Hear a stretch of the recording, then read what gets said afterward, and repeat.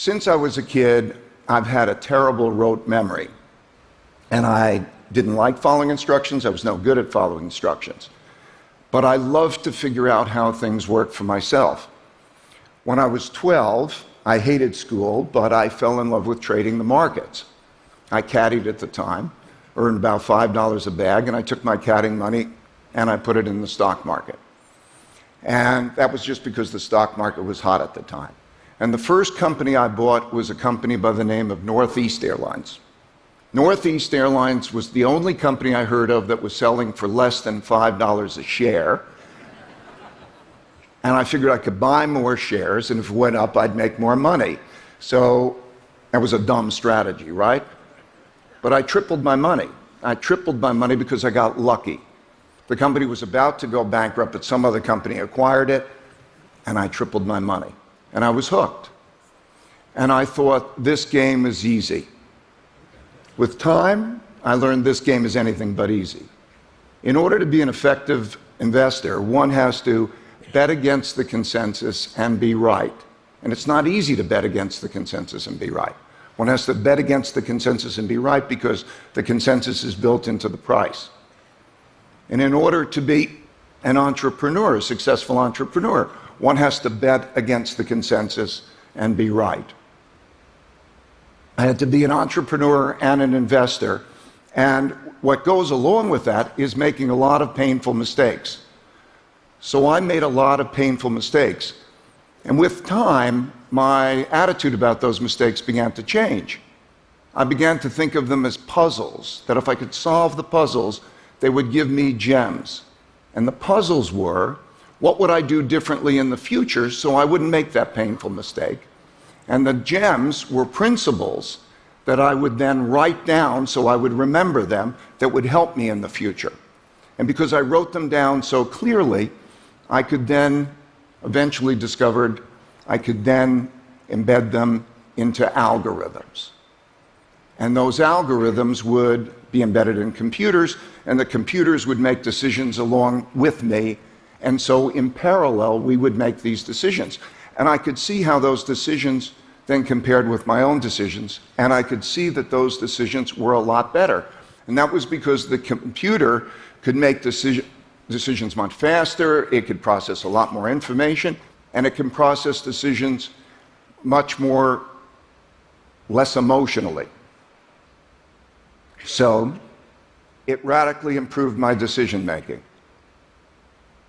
8 years after I started Bridgewater, I had my greatest failure, my greatest mistake. It was late 1970s, I was 34 years old, and I had calculated that American banks had lent much more money to emerging countries than those countries were going to be able to pay back, and that we would have the greatest debt crisis since the Great Depression.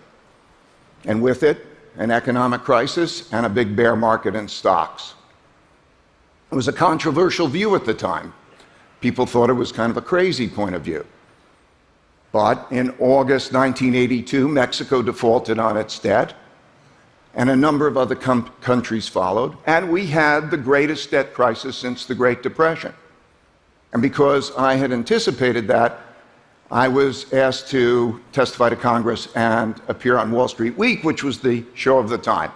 Just to give you a flavor for that, I've got a clip here, and you'll see me in there. Mr. Chairman, Mr. Mitchell, it's a great pleasure and a great honor to be able to appear before you in examination with what is going wrong with our economy. The economy is now flat, teetering on the brink of failure. You were recently quoted in an article. You said, "I can say this with absolute certainty because I know how markets work." I can say with absolute certainty that if you look at the liquidity base in the corporations and the world as a whole, that there's such a reduced level of liquidity that you can't return to an era of stagflation. I look at that now and think, what an arrogant jerk. I was so arrogant and I was so wrong.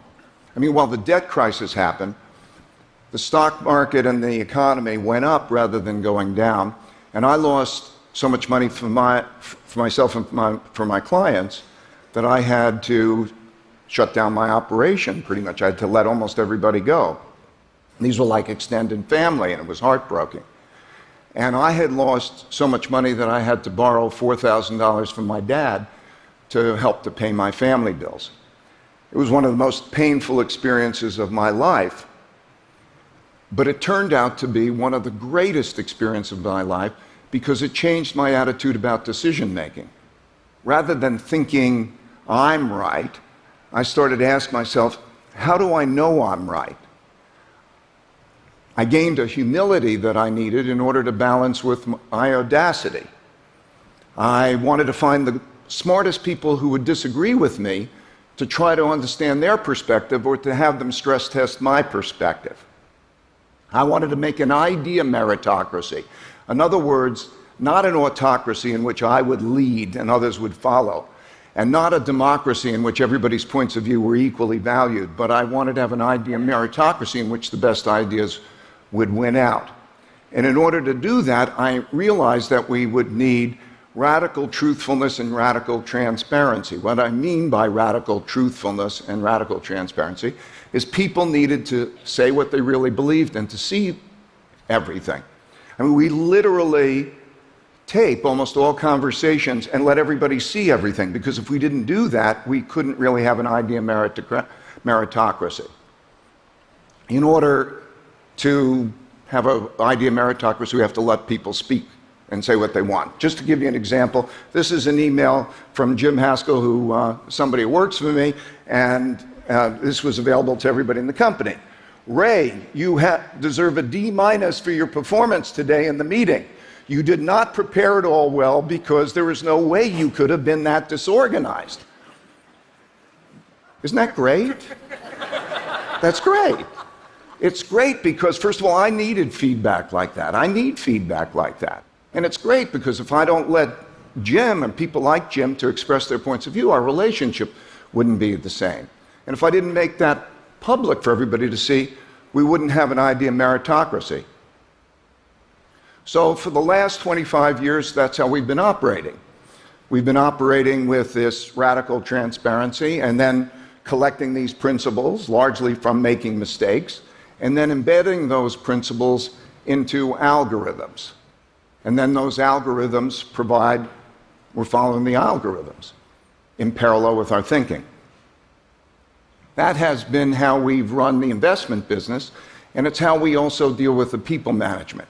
In order to give you a glimmer into what this looks like, I'd like to take you into a meeting and introduce you to a tool of ours called the dot collector that helps us do this. A week after the US election, our research team held a meeting to discuss what a Trump presidency would mean for the US economy. Naturally, people had different opinions on the matter and how we were approaching the discussion. The dot collector collects these views. It has a list of a few dozen attributes, so whenever somebody thinks something about another person's thinking, it's easy for them to convey their assessment. They simply note the attribute and provide a rating from 1 to 10. For example, as the meeting began, a researcher named Jen rated me a 3, in other words, badly, for not showing a good balance of open-mindedness and assertiveness. As the meeting transpired, Jen's assessments of people added up like this. Others in the room have different opinions. That's normal. Different people are always going to have different opinions, and who knows who's right? Let's look at just what people thought about how I was doing. Some people thought I did well, others poorly. With each of these views, we can explore the thinking behind the numbers. Here's what Jen and Larry said. Note that everyone gets to express their thinking, including their critical thinking, regardless of their position in the company. Jen, who's 24 years old and right out of college, can tell me, the CEO, that I'm approaching things terribly.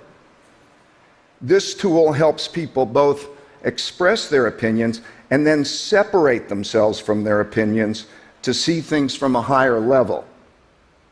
When Jen and others shift their attentions from inputting their own opinions to looking down on the whole screen, their perspective changes. They see their own opinions as just one of many, and then they start asking themselves, how do I know my opinion is right?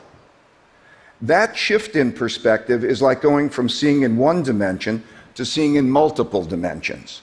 And it shifts the conversation from arguing over our opinions to figuring out objective criteria for determining which opinions are best. Behind the dot collector is a computer that is watching. It watches what all these people are thinking, and it correlates that with how they think. And it communicates advice back to each of them based on that. Then it draws the data from all the meetings to create a pointillist painting of what people are like and how they think. And it does that guided by algorithms. Knowing what people are like helps to match them better with their jobs. For example, a creative thinker who is unreliable might be matched up with someone who's reliable but not creative. Knowing what people are like also allows us to decide what responsibilities to give them and to weigh our decisions based on people's merits. We call it their believability. Here's an example of a vote that we took where the majority of people felt one way, but when we weighed the views based on people's merits, the answer was completely different. This process allows us to make decisions not based on democracy, not based on autocracy, but based on algorithms that take people's believability into consideration. Yep, we really do this. We do it because it eliminates what I believe to be one of the greatest tragedies of mankind, and that is people arrogantly, naively holding opinions in their minds that are wrong and acting on them and not putting them out there to stress test them. And that's a tragedy. And we do it because it elevates ourselves above our own opinions so that we start to see things through everybody's eyes and we see things collectively. Collective decision-making is so much better than individual decision-making if it's done well. It's been the secret sauce behind our success. It's why we've made more money for our clients than any other hedge fund in existence and made money 23 out of the last 26 years. So what's the problem with being radically truthful and radically transparent with each other?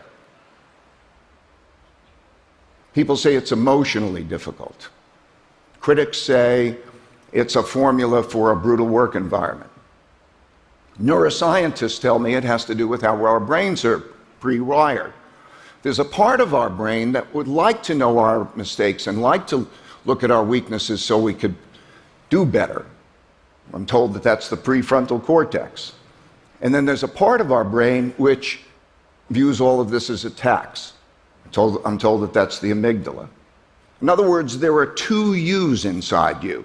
There's an emotional you and there's an intellectual you, and often they're at odds, and often they work against you.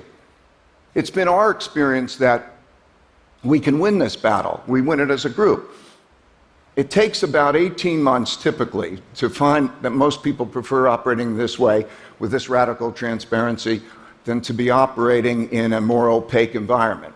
There's not politics, there's not the brutality of, all of that hidden behind the scenes. There's an idea of meritocracy where people can speak up.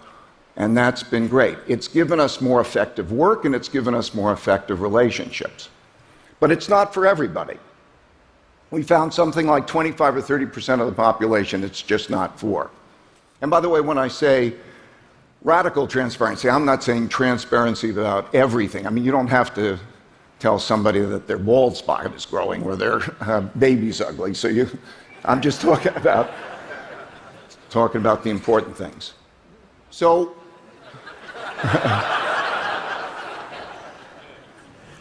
so when you leave this room, I'd like you to observe yourself in conversations with others. Imagine if you knew what they were really thinking. And imagine if you knew what they were really like. And imagine if they knew what you were really thinking and what you were really like. It would certainly clear things up a lot and make your operations together more effective. I think it'll improve your relationships. Now imagine that you can have algorithms that will help you gather all that information and even help you make decisions in an idea meritocratic way. This sort of radical transparency is coming at you, and it is going to affect your life. And in my opinion, it's going to be wonderful. So I hope it is as wonderful for you as it is for me. Thank you very much.